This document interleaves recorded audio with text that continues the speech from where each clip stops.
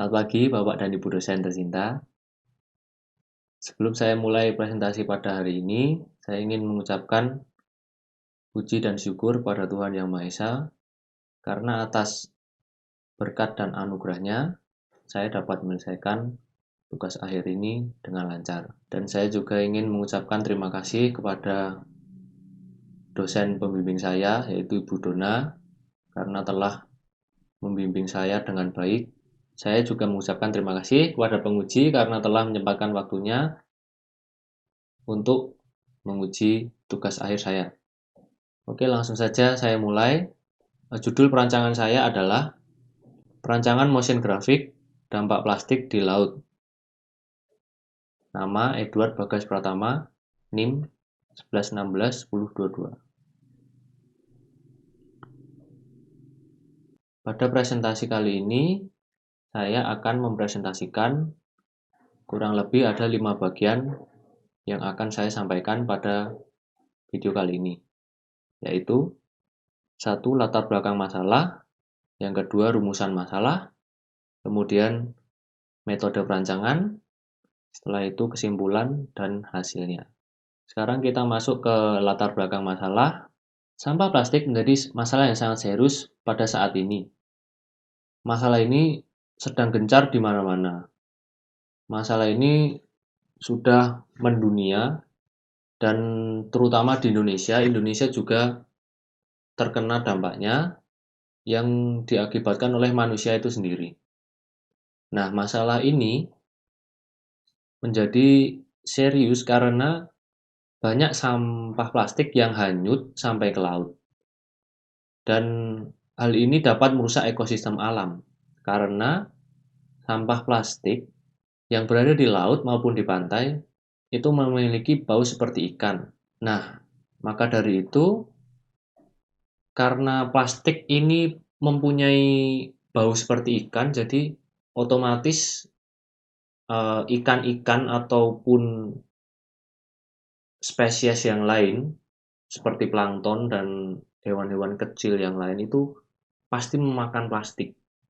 Hewan kan tidak bisa kan mencerna plastik dalam perutnya, maka dari itu hewan yang memakan plastik itu pasti akan mati. Nah, makanya itu ini bisa merusak ekosistem alam dan bisa menyebabkan kepunahan bagi semua spesies. Bisa dibilang merusak ekosistem laut. Lalu masalah yang kedua adalah sampah plastik ini sangat sulit terurai. Dibutuhkan 500 sampai 1000 tahun untuk benar-benar terurai. Dan masalahnya lagi adalah Indonesia menjadi negara kedua penyumbang sampah plastik terbesar di dunia. Yang pertama adalah Cina. Lalu untuk yang ketiga, saat ini Indonesia ini belum mempunyai solusi. Jadi memang cukup mengkhawatirkan bagi Indonesia karena Indonesia termasuk negara penyumbang sampah plastik terbesar. Namun Indonesia belum memiliki solusi sama sekali. Dan masyarakat juga banyak yang belum sadar dan belum peduli. Ya mungkin sudah ada sepersekian masyarakat yang peduli, namun perbandingannya dibandingkan yang tidak peduli itu lebih banyak. Terus kemudian memang sudah ada bank sampah di Indonesia, cuman itu juga kurang efektif karena bisa dibilang masyarakat Indonesia terlalu malas untuk mengumpulkan sampah plastik itu, terus kemudian harus ke bank sampah dan bank sampahnya juga tempatnya itu jauh atau cuman ada beberapa titik di satu kota, jadi ya cukup merepotkan. Maka dari itu, dengan belum adanya solusi ini, perlu dilakukan pengurangan penggunaan plastik sekali pakai itu sendiri. Kemudian target audiens saya adalah anak SMP. Anak SMP adalah target audiens yang cocok karena mereka masih dalam tahap perkembangan dan juga mereka memiliki rasa ingin tahu yang tinggi serta tingkat kepedulian yang sangat tinggi terhadap lingkungan sekitar. Kemudian kita masuk ke bagian rumusan masalah. Rumusan masalahnya adalah bagaimana cara mengemas pesan tentang bahaya sampah plastik terhadap hewan di laut, serta solusinya dalam bentuk motion graphic. Kemudian metode perancangan. Metode perancangan yang saya gunakan saat ini adalah motion graphic dan digambar menggunakan Adobe Illustrator, kemudian dianimasikan melalui After Effects, lalu untuk penambahan suara dan edit filter dan transisi itu menggunakan Adobe Premiere. Kemudian style yang saya gunakan adalah flat design, lalu warna-warnanya itu yang cerah karena target audience saya kan adalah anak SMP kan. Terus kemudian untuk teknik animasinya saya menggunakan teknik spline. Teknik spline itu adalah teknik animasi yang menggunakan jalur. Itu jadi nanti gerakannya akan lebih halus. Kemudian kita masuk ke bagian kesimpulan. Kesimpulannya adalah laut kita dalam kondisi kritis. Dengan video motion graphic yang telah saya buat ini, saya harapkan masyarakat Indonesia, terutama anak SMP, dapat lebih sadar dan lebih peduli terhadap lingkungan saat ini. Terus kemudian kesimpulan yang kedua adalah go green. Selain sadar, masyarakat diharapkan dapat menerapkan solusi yang telah saya tawarkan, yang telah saya berikan di dalam video perancangan ini. Jadi selain sadar ya, diharapkan dapat langsung action, jadi take to action gitu, dari video yang telah saya buat. Lalu berikut adalah hasil screenshot dari animasi saya. Totalnya ada 41 scenes. Berikut saya tayangkan hasilnya.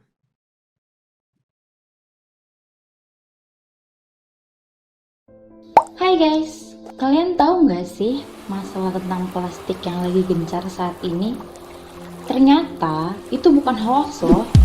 Sampah menjadi masalah yang sangat serius bagi ekosistem laut. Kok bisa? Yuk teliti lebih detail tentang masalahnya.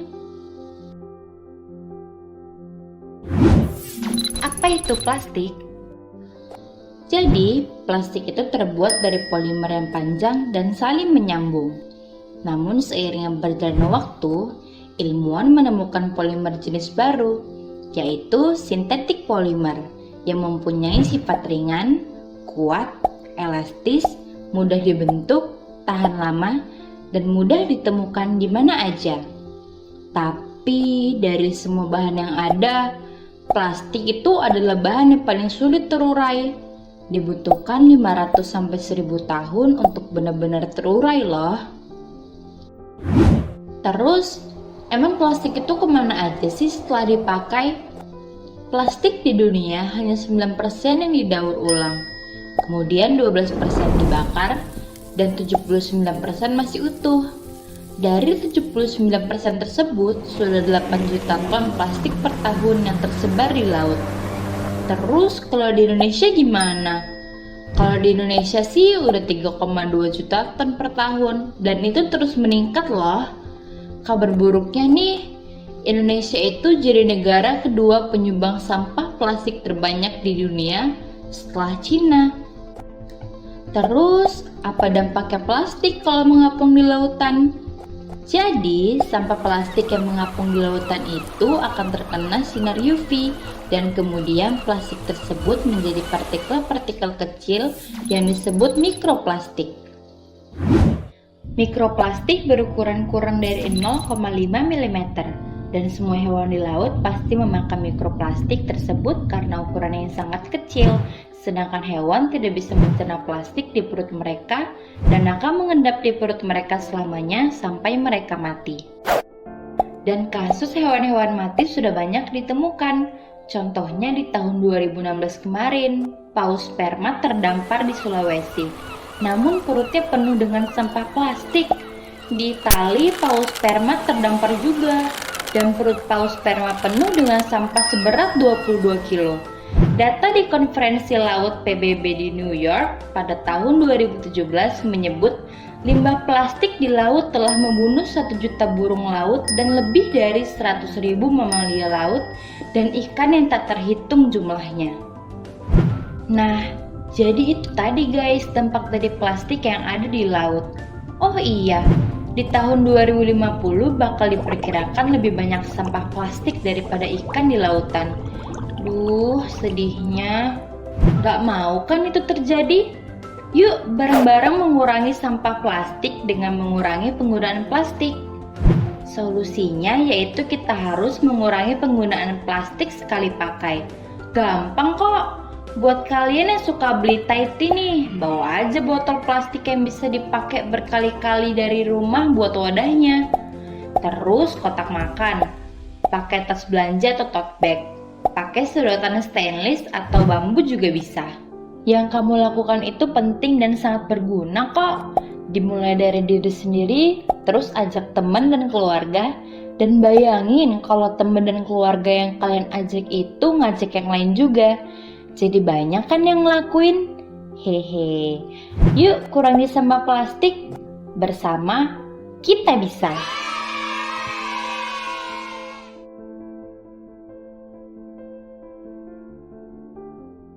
Itu tadi video animasi yang telah saya buat.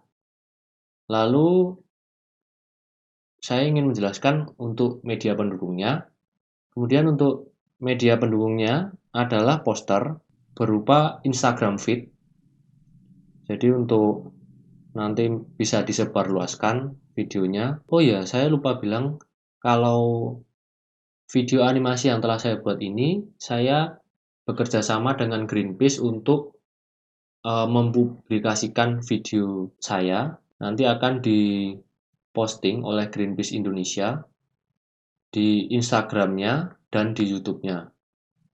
Untuk menonton video saya nanti bisa langsung ke Greenpeace, jadi juga saya sediakan barcode-nya. Kemudian selain itu ada Instagram Story. Ini berupa video ya. Nah, ini dia Instagram Story-nya. Jadi saya buat singkat saja, ini berdurasi sekitar 15 detik. Nah, cuman segitu saja.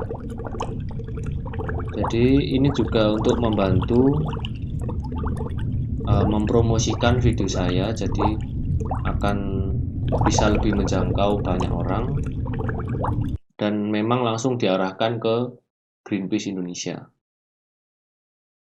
Kemudian untuk merchandise-nya, ilustrasi yang saya buat saya terapkan pada tote bag kanvas. Kemudian ada stiker sebagai pengingat untuk mengurangi sampah plastik, dan di mana target audiens saya adalah anak SMP yang mereka masih suka lah untuk mengoleksi stiker dan mempunyai stiker seperti ini, dan desainnya juga saya buat lucu. Nah, kemudian ada tumbler. Tumbler ini juga masih sama, satu solusi yang ada di dalam video saya, yaitu untuk mengurangi penggunaan plastik dan untuk menggantikan botol-botol plastik air mineral yang dijual di pasaran. Ya, intinya untuk mengurangi penggunaan plastik sekali pakai, terutama untuk minuman. Oke, sekian presentasi dari saya. Saya ucapkan terima kasih.